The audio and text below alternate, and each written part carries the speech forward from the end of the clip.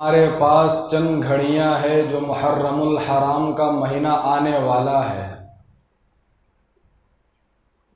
اللہ تبارک و تعالی ہی اس دنیا کے مالک ہیں۔ اللہ تبارک و تعالی ہی اس دنیا کے خالق ہیں۔ یہ انسانوں کو پالنے والا بھی ایک ہی اللہ ہے۔ یہ زمین کے اوپر جتنے جانور زندگی بسر کر رہے ہیں، ان تمام جانوروں کو روزی پہنچانے والی ذات صرف اور صرف اگر روئے زمین پر کسی کی ہے تو وہ ایک اللہ رب العزت کی ذات ہے۔ انسان اگر دنیا میں رہتے ہوئے محنت پڑتا ہے تو اس کو محنت کے بقدر روزی دی جاتی ہے، لیکن بزرگان محترم بعض جانور ایسے ہیں جو نہ کام کر سکتے ہیں، جو نہ محنت کر سکتے ہیں، نہ مزدوری کر کے کچھ پیسہ کما سکتے ہیں، نہ وہ اپنی زبان سے کسی چیز کی درخواست پیش کر سکتے ہیں،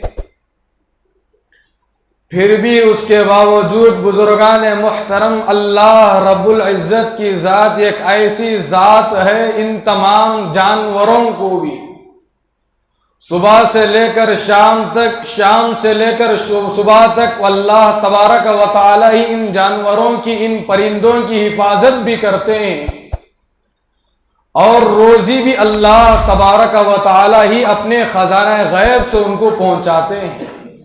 یہ اللہ کی ذات ہے، یہ اللہ کی قدرت ہے۔ تو معلوم ہوا بزرگان محترم ساری دنیا کے خالق اور حقیقی مالک کوئی ایک ہے، تنے تنہا اللہ رب العزت ہی ہے۔ اللہ تبارک و تعالی نے بعض چیزوں کو بعض چیزوں پر فوقیت رکھا ہے، بعض انسانوں کو بعض انسانوں پر فوقیت رکھا ہے۔ جیسا کہ عام انسانوں کا مقام الگ ہے، حضرات انبیاء کرام علیہ السلام کا مقام الگ ہے۔ انسان کتنی بھی محنت کرے، انسان کتنی بھی عبادت کرے، صبح سے لے کر شام تک، شام سے لے کر صبح تک، اگر وہ اللہ کے دربار میں سجدہ بسجود ہو جائے تو بزرگان محترم حضرات صحابہ، حضرات انبیاء کرام علیہم السلام کی عبادت تک پہنچ نہیں سکتا۔ ہم نے کئی واقعات سن رکھا ہے کہ بڑے بڑے صحابہ رضوان اللہ تعالی علیہم اجمعین جو ایک ایک دن میں ایک ایک قرآن مجید ختم کر دیا کرتے تھے، ایک ایک رات میں ایک ایک رکعت میں مکمل قرآن مجید کے 30 پارے ختم کر دیا کرتے تھے۔ یہ حضرات صحابہ کرام کے اندر اللہ پاک نے اتنی طاقت دے رکھا تھا، اللہ پاک نے صحابہ کے اندر اتنی قوت دے رکھا تھا، تب جا کر بزرگان محترم دن رات اللہ تبارک و تعالی کی عبادت میں مصروف رہتے تھے۔ آج بتائیے گا بزرگان محترم کہ آج کے دنیا کے اندر کہ آج کوئی مسلمان ایسا ہے جو دن میں ایک قرآن مجید ختم کر کے دکھلائے؟ کہ آج کوئی مسلمان ایسا ہے جو رات کے 12 بجے سے لے کر صبح میں فجر ہونے تک کیا قرآن مجید کو ختم کرنے کے لیے کیا آج کا کوئی مسلمان موجود ہے؟ نہیں بزرگان محترم، حدیثوں کے اندر، کتابوں کے اندر جب ہم پڑھتے ہیں تو پتہ چلتا ہے کہ حضرات صحابہ ایک ایک رات کے اندر، ایک ایک دن کے اندر قرآن مجید کے 30 پارے بیک وقت ختم کر دیا کرتے تھے۔ وہ اللہ کی عبادت کرنے کے لیے تھک نہیں جایا کرتے تھے، وہ اللہ کی عبادت کرنے کے لیے اپنے جسم کو اندر تھکاوٹ پیدا نہیں کرتے تھے، اپنے جسم کو اللہ کی عبادت میں لگا لیا کرتے تھے۔ اور وہ یہ سمجھتے تھے اور وہ یہ سوچتے تھے کہ اللہ تبارک و تعالیٰ کی عبادت کے لیے اللہ پاک نے مجھ جیسے حقیر شخص کو چن لیا ہے، یہ اللہ کا احسان ہے، یہ اللہ کا کرم ہے۔ بزرگان محترم جب اللہ کے دربار میں وہ آ کر اللہ کی عبادت کرتے تو رات سے لے کر صبح تک مسلسل عبادت کر کے پھر اللہ تبارک و تعالیٰ کے دربار میں کہتے تھے، اے اللہ تو نے رات اتنی چھوٹی کر دی، اے پروردگار عالم، اے خالق السماوات والارض، اے زمین و آسمان کے اللہ، اے ساتوں زمین ساتوں آسمان کی نظام کو چلانے والے اے اللہ آپ نے رات کو اتنی چھوٹی بنا دی کہ میں نے دل بھر کے جی چاہ کے مکمل سجدہ تک نہیں کر سکا۔ یہ کون کہتے تھے؟ بزرگان محترم، حضرات صحابہ، حضرات صحابیات کی زندگی ہے۔ لیکن آج اللہ معاف فرمائے بزرگان محترم، آج ہمارے محلوں کے اندر آج ہم دیکھ سکتے ہیں کہ آج ہماری گھر کی مستورات فجر کی نماز کے لیے اٹھ رہی یا نہیں اٹھ رہی ہے، شوہر فجر کی نماز کے لیے اٹھ رہا ہے یا نہیں اٹھ رہا ہے، شوہر فجر کی نماز پڑھنے کے لیے مسجد کو تو چلا جاتا ہے لیکن فجر کی فرض نماز پڑھنے کے لیے کیا وہ آج کے زمانے میں اپنی بیوی بچوں کو جگا رہا ہے؟ نہیں جگا رہا ہے۔ بزرگان محترم، حضرات صحابہ کے واقعات کو مجھے اور آپ کو پڑھنے کی اس وقت ضرورت ہے۔ پڑھنا کمال کی بات نہیں ہے، حضرات صحابہ کے نقش قدم پر اپنی زندگی کو چلانا یہ اصل کام ہے۔ آج میرا بیان کرنا بھی آسان ہے، امت کے وہ افراد کا جو جمعہ میں بیانات سنتے ہیں ان کا بیان سننا آسان ہے، جب عمل کرنے پر جب وقت آتا ہے تو بزرگان محترم اس وقت کا اصل امتحان ہے۔ تو میں بتا رہا تھا کہ آج ذی الحجہ کی 20 پر 9 تاریخ ہے، ہو سکتا ہے کہ محرم آج چاند نظر آ جائے یا کل محرم الحرام کا چاند نظر آ جائے، کل محرم الحرام کی پہلی تاریخ بھی ہو سکتی ہے یا اتوار کے دن محرم الحرام کی پہلی تاریخ بھی ہو سکتی ہے، یہ چاند کے اوپر فیصلہ ہے۔ اگر آج رات میں چاند نظر آ گیا تو محرم الحرام کا مہینہ کل سے شروع ہو جائے گا، اگر آج چاند نظر نہیں آیا تو کل شام میں چاند نظر آ جائے گا، اتوار کو انشاءاللہ محرم الحرام کی پہلی تاریخ ہوگی۔ تو آج بزرگان محترم محرم الحرام کے عنوان پر کچھ قیمتیں باتیں لے کر آپ میں حاضر ہوا۔ حدیث پاک کے اندر آتا ہے کہ جناب محمد الرسول اللہ صلی اللہ علیہ وسلم نے ارشاد فرمایا، یہ جتنے دن ہیں یہ تمام دنوں کو پیدا کرنے والا بھی اللہ ہی ہے، یہ سال کے 12 مہینے جو بنائے ہیں یہ بنانے والے بھی اللہ ہی ہیں۔ تو حدیث پاک کے اندر اللہ کے رسول علیہ السلام نے فرمایا کہ تمام دنوں میں افضل دن، برکت والا دن، اللہ کے رسول علیہ السلام نے فرمایا کہ جمعے والا دن ہے۔ کون سا دن ہے؟ تمام دنوں میں اللہ کے رسول علیہ السلام نے فرمایا کہ سب سے افضل دن وہ جمعے کا دن ہے۔ آگے حدیث پاک کے اندر اللہ کے رسول علیہ السلام نے ارشاد فرمایا کہ تمام مہینوں میں، یہ تو مہینے ہی اللہ تبارک و تعالیٰ نے بنائے ہیں، تمام مہینے باعث ثواب ہے، برکت والے ہیں، عزت والے ہیں، عظمت والے ہیں، لیکن اللہ کے پیارے حبیب جناب محمد الرسول اللہ صلی اللہ علیہ وسلم نے ارشاد فرمایا کہ 4 مہینے ایسے ہیں جب اللہ پاک نے دنیا کو وجود بخشا، جب اللہ پاک نے 7 آسمان کو بنایا، جب اللہ پاک نے 7 زمین کو بنایا اور ان کے درمیان جتنی چیزیں، جب اللہ پاک نے دنیا کو تخلیق بخشا تو حدیث پاک کے اندر اللہ کے رسول علیہ السلام نے فرمایا اس وقت سے 4 مہینوں کی عظمت اللہ پاک نے قرآن مجید کے اندر بیان فرمائی ہے۔ وہ 4 مہینے یہ ہیں بزرگان محترم، اللہ کے رسول علیہ السلام نے فرمایا سب سے پہلا مہینہ ذی قعدہ کا ہے۔ کون سا ہے؟ ذی قعدہ ہے۔ دوسرا مہینہ ذی الحجہ کا مہینہ ہے۔ تیسرا مہینہ محرم الحرام کا مہینہ ہے۔ چوتھا مہینہ رجب کا مہینہ ہے۔ یہ 4 مہینے اللہ پاک نے ان کی عظمت پہلے سے رکھا ہے۔ حدیث پاک کے اندر اللہ کے رسول علیہ السلام نے فرمایا کہ تمام مہینوں سے محبت رکھنا ضروری ہے، لیکن یہ 4 مہینوں کی عظمت کو اپنے اللہ کے رسول علیہ السلام نے فرمایا کہ ہر انسان کو ان 4 مہینوں سے محبت رکھنا چاہیے، اپنے دل کے اندر عظمت رکھنا چاہیے۔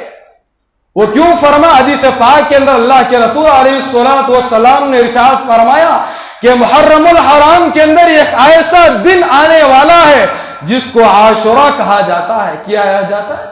یوم عاشورہ کہا جاتا ہے۔ وہ 10 محرم الحرام ہے۔ حدیث پاک کے اندر اللہ کے رسول علیہ السلام نے محرم الحرام کی فضیلت کو بیان کرتے ہوئے ارشاد فرمایا، جو بندہ یا جو بندی محرم الحرام کی 10ویں تاریخ کو ایک روزہ رکھ لیتا ہے تو اللہ کے رسول علیہ السلام نے ارشاد فرمایا کہ گزرے ہوئے 1 سال کے گناہوں کے لیے یہ روزہ کفارہ بن جائے گا۔ کتنے سال کے؟ گزرے ہوئے 1 سال میں جتنے صغیرہ گناہ انسان کیا ہے، جتنے صغیرہ گناہ عورتیں کیے، حدیث پاک کے اندر اللہ کے رسول علیہ السلام نے فرمایا کہ جو بندہ یا جو بندی یوم عاشورے کے دن ایک روزہ رکھ لے گا یا ایک روزہ رکھ لے گی، اللہ کے رسول جناب محمد الرسول اللہ صلی اللہ علیہ وسلم نے ارشاد فرمایا کہ گزرے ہوئے 1 سال کے گناہوں کا کفارہ ہے۔ یہی پر اللہ کے نبی نے ختم نہیں کیا، آگے حدیث پاک کے اندر اللہ کے رسول نے فرمایا آنے والے 1 سال کے گناہوں کا بھی کفارہ بن جائے گا۔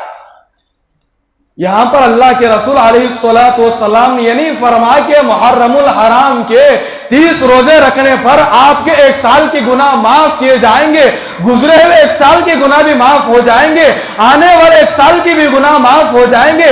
اللہ کے رسول علیہ السلام نے یہاں پر قید نہیں بتائی۔ اللہ کے رسول علیہ السلام نے فرمایا کہ جو بندہ یا جو بندی یوم عاشورے کے دن ایک روزہ ثواب کی نیت سے اللہ کی ذات پر بھروسہ رکھتے ہوئے رکھ لیتا ہے یا رکھ لیتی ہے، اللہ کے رسول علیہ السلام نے فرمایا کہ اللہ پاک اس کے تمام صغیرہ کے صغیرہ گناہ معاف فرما دیتے۔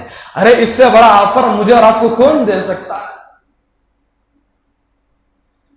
لیکن اسی جگہ پر بزرگان محترم ایک سوال پیدا ہوتا ہے، جب محرم الحرام کا مہینہ اللہ کے رسول علیہ السلام ہر سال اللہ کے رسول علیہ السلام کے دور میں آتا رہا تو اللہ کے رسول علیہ السلام نے مدینہ منورہ کی طرف ہجرت کر کے چلے گئے۔ مکے کے اندر اللہ کے رسول علیہ السلام کو کتنی تکالیف دیے گئے میں اور آپ بارہا سن چکے ہیں۔ صرف اسی وجہ سے بزرگان محترم تکلیف پہنچائے گئے، تکلیف دی گئی۔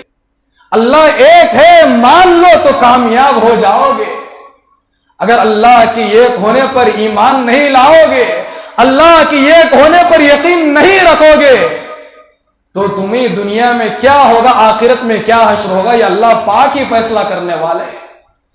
جب اللہ کے رسول علیہ السلام مکہ مکرمہ چھوڑ کر مدینہ منورہ کی طرف روانہ ہوئے تو مدینہ منورہ کے اندر کیا دیکھتے ہیں کہ بعض یہودی محرم الحرام کے 10ویں محرم الحرام کو یوم عاشورے کے دن بعض یہود لوگ روزہ رکھا کرتے تھے۔ تو اللہ کے رسول علیہ السلام نے دیکھا کہ محرم الحرام فضیلت والا مہینہ ہے، عظمت والا مہینہ ہے، یہاں تو یہودی لوگ روزہ رکھتے ہیں۔ تو اللہ کے رسول علیہ السلام نے صحابہ سے فرمایا، اے میرے صحابہ، اگر آئندہ سال تک اگر میری زندگی باقی رہے گی، کیا فرمایا؟ اگر آئندہ سال تک اگر اللہ پاک میری زندگی دے رکھا ہے، اللہ کے رسول علیہ السلام نے صحابہ سے فرمایا کہ اگلے سال اگر میں روئے زمین پر زندہ رہوں گا تو انشاءاللہ ثم انشاءاللہ 2 روزے رکھوں گا۔ کیا فرمایا؟ کتنے روزے رکھوں گا؟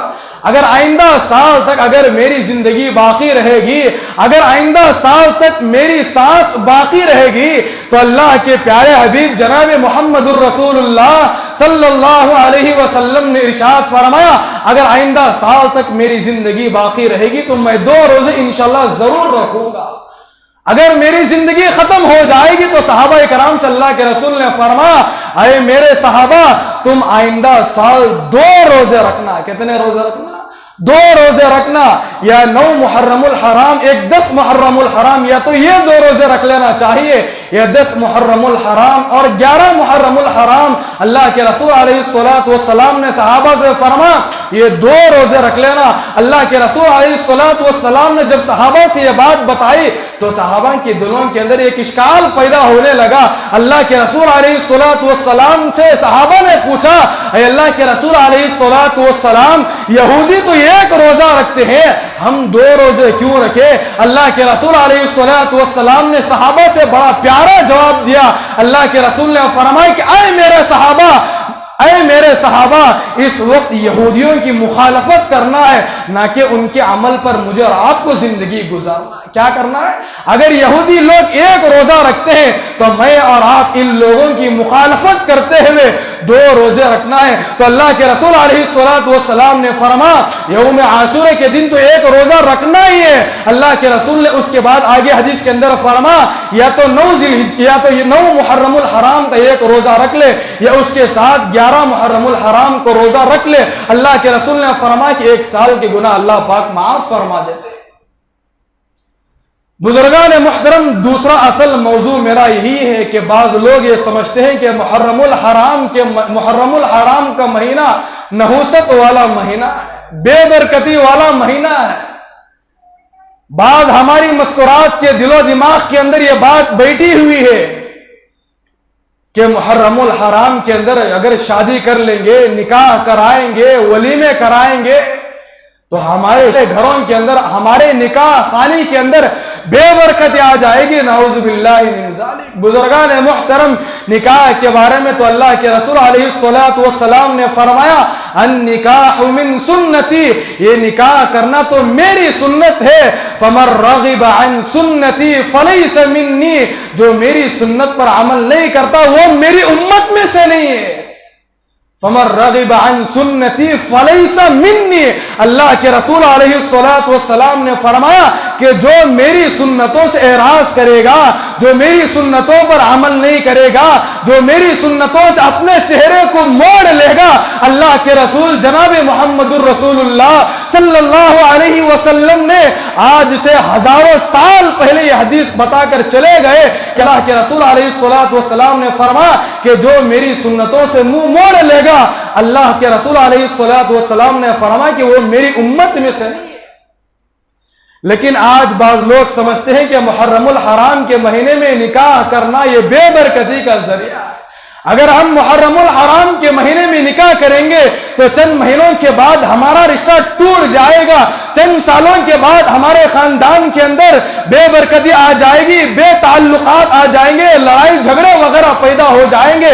بزرگان محترم، میں ان مسلمانوں سے کہنا چاہتا ہوں، میں ان مستورات سے پوچھنا چاہتا ہوں، ارے حضرت فاطمہ الزہرا رضی اللہ تعالی عنہا کا نکاح جب حضرت علی ابن طالب کرم اللہ وجہ سے جب نکاح ہوا تو کون سے مہینے میں نکاح ہوا؟ وہ محرم الحرام کا مہینہ تھا۔ جب حضرت صفیہ رضی اللہ تعالی عنہا کا نکاح جب اللہ کے رسول علیہ الصلوۃ والسلام سے ہوا تو محرم الحرام کا مہینہ تھا۔ جب حضرت آدم علیہ الصلوۃ والسلام کی توبہ کو اللہ پاک نے قبول کیا تو محرم الحرام کا مہینہ تھا۔ جب اللہ پاک نے حضرت آدم علیہ الصلوۃ والسلام کی دعا کو قبول کیا تو محرم الحرام کا مہینہ تھا۔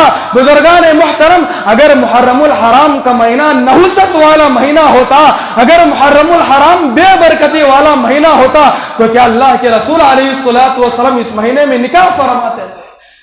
حضرت فاطمہ الزہرا رضی اللہ تعالیٰ عنہا کو جب معلوم ہوتا کہ محرم الحرام کا مہینہ بے برکتی والا مہینہ ہے تو کیا حضرت فاطمہ الزہرا نعوذ باللہ من ذالک اس مہینے میں نکاح کیا کرتی تھی؟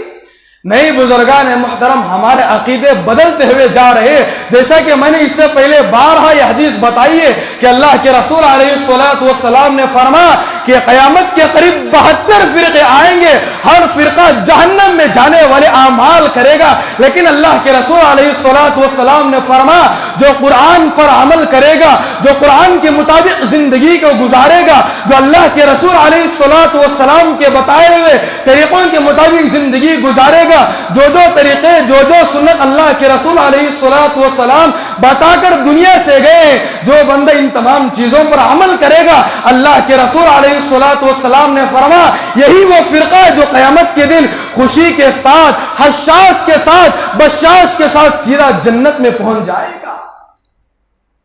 یہ ہے بزرگان محترم، ہمارے دلوں کو پلٹنے کی ضرورت ہے، ہمارے سوچ کو بدلنے کی ضرورت ہے۔ اللہ پاک نے تمام چیزوں کو بنائے، یہ اللہ پاک ہی نے بنائے۔ اگر محرم الحرام بنائے، یہ بھی اللہ پاک ہی کا مہینہ ہے۔ یہ محرم الحرام کا مہینہ بے برکتی والا مہینہ نہیں ہے۔ شوال کا مہینہ یہ بھی اللہ کا مہینہ ہے۔ ذی قعدہ کا مہینہ یہ بھی اللہ کا مہینہ ہے۔ ذی الحجہ کا مہینہ یہ بھی اللہ کا مہینہ ہے۔ سال کے 12 کے 12 مہینے یہ اللہ پاک ہی نے بنائے۔ اللہ پاک جو مہینوں کو بنائے، کیا وہ مہینہ منحوس ہو سکتا ہے؟ نعوذ باللہ من ذالک۔ نہیں بزرگان محترم، اگر کوئی آدمی اس طرح کے الفاظ اپنی زبان سے کہتا ہے تو بعض علماء نے فرمایا ایک مرتبہ، 2 مرتبہ اگر وہ بولتا ہے یہ منحوس والا مہینہ ہے، یہ غلط مہینہ ہے، بے برکتی والا مہینہ ہے، 1 مرتبہ 2 مرتبہ تو اللہ کے یہاں اس کی چھوٹ ہے۔ لیکن بعض علماء نے موجودہ حالات کو سامنے رکھ کر یہ بات صاف مسئلے کے اندر بتایا ہے، اگر ہر آدمی یہ کہتا ہو اپنی زبان سے پھرتا ہے کہ محرم الحرام کے مہینے میں تم شادی مت کرو، محرم الحرام کے مہینے میں تم دعوت مت کرو، محرم الحرام کے مہینے میں تم کوئی رشتے کو مت ڈھونڈو، اگر محرم الحرام کے مہینے میں تم نکاح مت کرو، تب بعض علماء نے یہاں تک فرمایا کہ وہ آدمی اسلام سے خارج ہو جائے۔ کتنی بڑی بات ہے بزرگان محترم، ایک ایک چھوٹی سے چھوٹی چیز اللہ کے رسول علیہ الصلوۃ والسلام مجھے اور آپ کو بتا کر چلے گئے۔ لیکن بزرگان محترم، آج ہمارے اندر ایمان کی کمزوری ہے، دین نہ ہونے کی وجہ سے، مسائل کی معلومات نہ ہونے کی وجہ سے آج مسلمانوں کا ایک طبقہ ایسا ہے جو غلط چیزوں پر اپنی زندگی کو گزار رہا ہے۔ یاد رکھیے گا بزرگان محترم، اگر آپ کو کسی چیز کا علم نہیں ہے تو آپ جائیے علماء سے رابطہ کیجئے گا، آپ کو مسائل بتانے کے لیے، آپ کو قرآن مجید کے احکامات بتانے کے لیے اللہ پاک نے اس وقت بڑے بڑے علماء کو رکھا ہے۔ ایسا نہیں کہ علماء مر گئے، کوئی حفاظ دنیا کے اندر موجود نہیں ہے، کوئی عالم دنیا کے اندر موجود نہیں ہے، کوئی مفتی دنیا کے اندر موجود نہیں ہے، دین کی بات بتانے کے لیے آپ کو کوئی موجود نہیں ہے، تو آپ ایسے حالت میں بھی اجتہاد کرنے کی ضرورت ہے، سوچ کر سمجھ کر قدم کو اٹھانے کی اس وقت سخت ضرورت ہے۔ تو بزرگان محترم، اگر آپ کو کوئی مسئلہ معلوم نہیں ہے، اگر آپ کو کوئی بات معلوم نہیں ہے، جائیے آپ مدارس سے رابطہ کیجئے گا، بڑے بڑے علماء سے رابطہ کیجئے گا۔ جس چیز کا علم آپ کو نہیں ہے آپ ان سے جا کر پوچھئے گا، رات کے 12 بجے کسی عالم کو آپ فون کر کر مسئلہ پوچھئے گا، کوئی عالم آپ کو یہ نہیں بتائے گا ارے رات میں اس وقت میں آپ کو فون کرنے کی کیا ضرورت ہے، آرام کرنے کا وقت ہے، اس وقت میں مسئلہ نہیں بتاؤں گا، اس وقت میں آپ پر فون کے ذریعے بات نہیں کروں گا، کل صبح میں آ جانا۔ بزرگان محترم، آپ کو کوئی عالم یہ جواب نہیں دے گا۔ آپ رات کے 1:30 بجے کسی عالم کو فون کیجئے، رات کے 2 بجے آپ کسی عالم کو فون کیجئے، رات کے 4 بجے آپ کسی عالم کو فون کر کے کوئی مسئلہ معلوم کیجئے گا۔ مجھے خدا کی ذات پر امید ہے، اللہ کی ذات پر بھروسہ رکھتے ہوئے منبر رسول پر بیٹھ کر یہ بات بتاؤں جو جھوٹا نہیں ہو سکتا، آپ کو اسی وقت ڈنکے کی چوٹ پر ہر عالم آپ کے مسئلے کا جواب ضرور دے گا، آپ کے مسئلے کا جواب مفتیان کرام رات میں ضرور دیں گے۔ بزرگان محترم، اس لیے آپ حضرات سے درخواست ہے، اگر آپ کو کوئی مسئلہ معلوم نہیں تو ضرور آپ علماء سے رابطہ کیجیے، غلط چیزوں میں ملوث ہو کر اپنی آخرت کو برباد نہ کرے۔